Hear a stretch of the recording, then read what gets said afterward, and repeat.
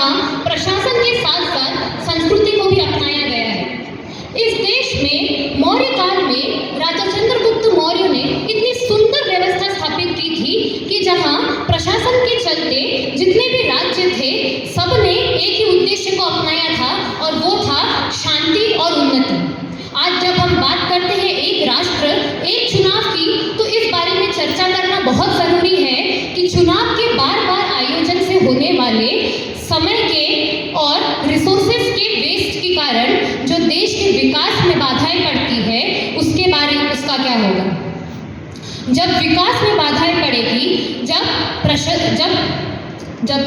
विकास में बाधाएं पड़ती है, व्यवस्था ठप हो जाती है, तो देश में चुनाव का बुखार फैल जाता है।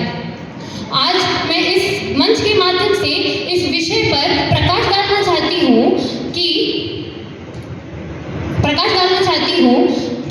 भारत एक ऐसी लोकतांत्रिक शक्ति है जो भारत की ऐसी बढ़ती लोकतांत्रिक शक्ति है जो प्रगति की राह पर निकल पड़ी है। ऐसे देश में यदि हम सही तरीके से पॉलिसीज को इम्पोज नहीं करेंगे तो क्या देश का युवा सच में बेरोजगारी से मुक्त होकर रोजगार को अपना पाएगा। इसी चीज के लिए मैं संस्कृत का एक वाक्य कहूंगी, वयम राष्ट्रे जागरूकाम पुरोहितः।